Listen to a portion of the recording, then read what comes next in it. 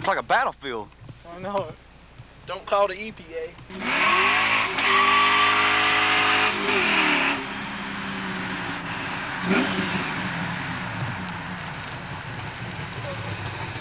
Third gear left to leave a mark though. Gotta look at these black ones out here.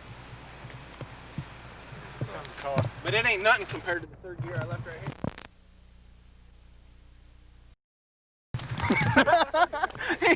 Oh! I ain't had nothing to do with it. Oh! You was thinking.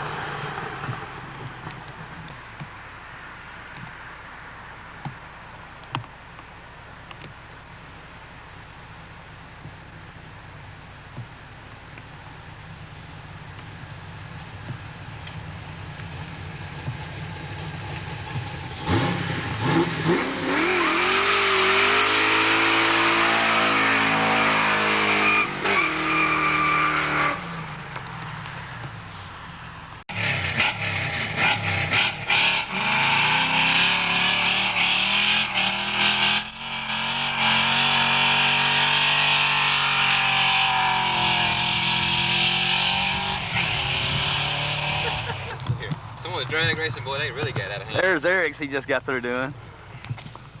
These are Michael's. Wait a minute, let me get back here a little further.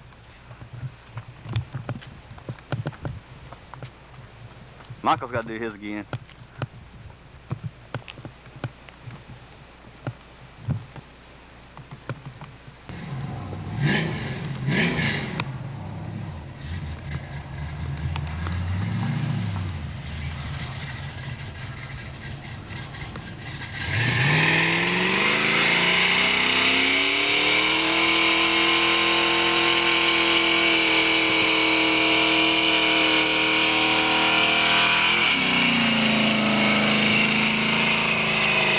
Bring it up high enough.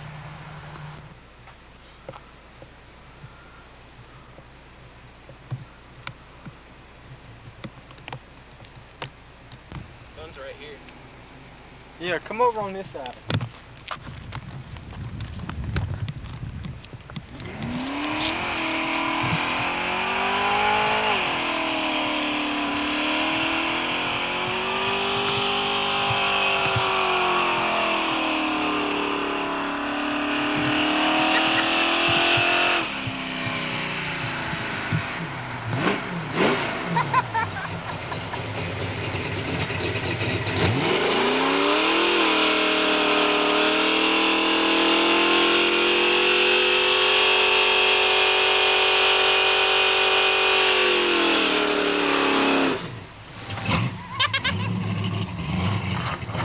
Still smoking.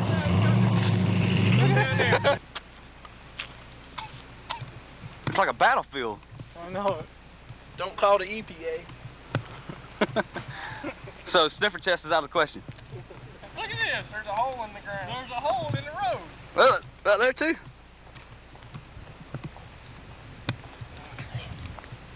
That's some sticky stuff there, dude. Here, we need to put this stuff back on my tire. And the squirreliest. Yeah, he got me beat on. Yeah, because yours just right off the line. It kind of. Keith was driving it all the way down. Up the reflector. Huh? Yeah. Tried to rip it up. Is that a nut laying out in the middle of the road there? It is up in the collector. There wasn't tight. That was Keith at the other end while ago when we were filming him. It's a bolt out of something. Here, just rub it in the next row. No, I gotta. I'm a remote control car and gear it down to the other gear. We'll race 16 miles. I'm afraid I'd run into it. Yeah, I can turn.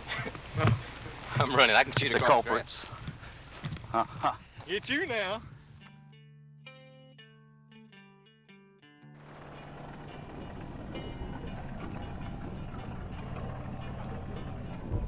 Guys, sometimes you just gotta get away. That's what we're gonna do today. Get away from the house, take the golf cart over here. Sit and talk. That was such a significant video because that was kind of the last like era of really cool, like not give a crap, just Mustang stuff going on. You know, it was 1999. You know, everybody was worried about Y2K and everything else. And then we roll over into 2000 and things kind of started changing a little bit. Everybody started kind of going their own ways, you know, life kind of caught up with everybody. You know, people were getting married and having kids and stuff. But in the 90s still, even 1999, guys, it was completely different. You know, we could go out and just do burnouts and drag race down side roads and nobody seemed to really care. But starting in the early 2000s, everything started to change. Even for me, I got the cops called on me like every single day. It seemed like I couldn't even start my car up in my own driveway back around 2002. It was just a different era. And I know that seems crazy, but just 3-4 years apart was huge. But so the deal with that video is that's from a Mustang club called the Southern Stallions. Now back in the day, I didn't have my Mustang club, which is PFO. So it was Southern Stallions and Ford's Unlimited back in the day. They were like two rival clubs. So who you saw in the video was Eric Burdishaw with the white coupe. Man, this thing was so clean, guys. This was the car that everybody looked up to. Like everybody wanted their car to be as nice and clean as Eric's car. Eric was a perfectionist. I mean, seriously, when that motor came apart, you know, when he built that motor, everything was laid out, you know, perfectly clean, numbered. That's just how Eric was. So Eric's car was, I think it was like a 306, something like that. Twisted wedge heads, had a Wolverine, was it 1087 cam? If I'm not mistaken, it was the Blue Racer Wolverine cam in that car. And man, that little thing sounded good. Had a Tremec in it, and I think like 373 gears or something like that. The car was quick. I loved that car. I think I have a couple pictures, if I can find them, of my car and his car together around that time period. Then we had Keith C with the multicolor chameleon car. Now in the video, that car was not on nitrous. It was a nitrous car, and that car was really quick. Now you got to think, guys, I mean, we're talking 1999 type stuff. I mean, so that car was pretty quick. That car ended up going like 580s back then, so really quick car. It was I think a 347 stroker, really big heads, Lunati cam, all that stuff. It was pretty much a race car that he kept on the street. Now Keith C had a lot of Mustangs off and on through the years.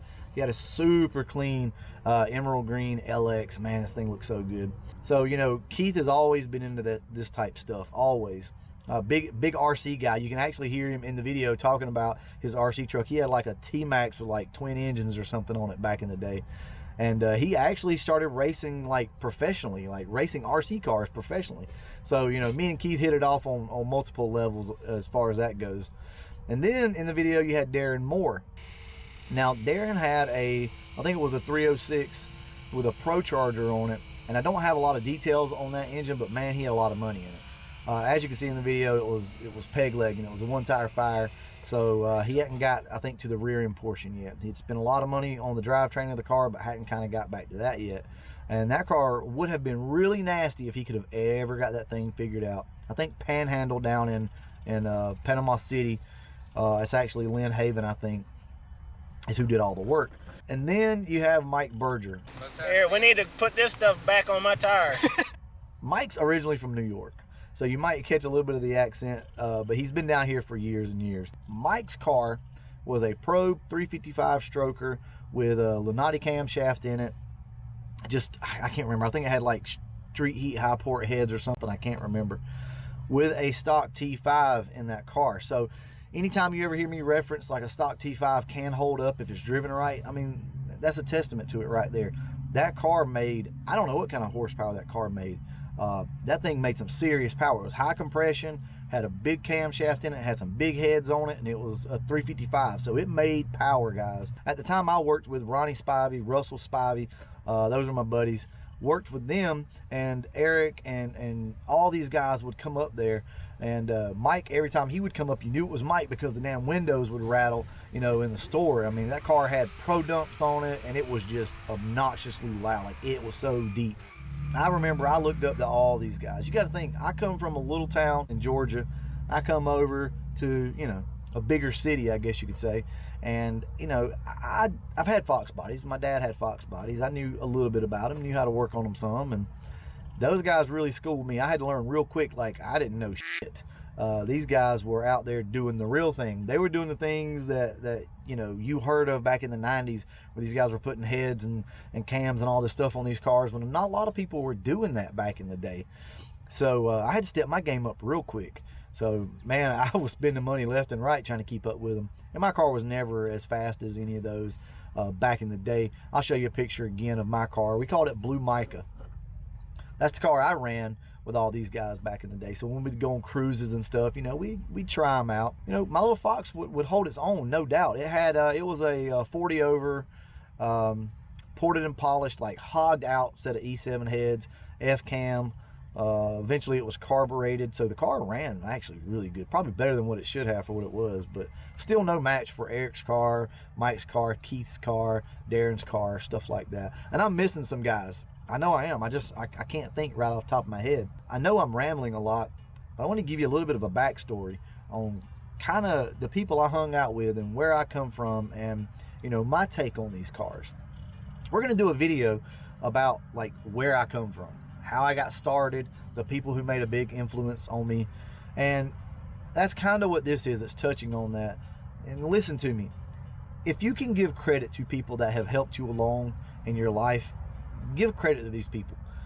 I have to give credit where credit's due. You know, I wouldn't be me without Ronnie and Russell and Eric and Keith and Mike. I mean, they pretty much made me who I am. They pushed me to learn more, to get better, to be smarter, get faster. You may be looking at this video thinking, man, those slow cars and this and that. Well, I guess if you're judging it by today's standards, maybe they are slow. I don't know. Back in the day, there wasn't holy shit touching those cars on the road. New vets, there was nothing you could go out and buy that was going to outrun Mike's car out there in the road. I mean, not stock. It just wasn't going to happen. So anyway, I just wanted to sit back, talk to you guys a little bit about this, and give kudos to all these people that I kind of come up with and that taught me and took me under their wing. And I want to let those guys know that they made an impression on me. They really helped me. I don't get to say that a lot, but now that I have a platform, I want to give thanks to everybody that's made an impression on me. This is what we're going to do pretty soon. I've talked to Ronnie,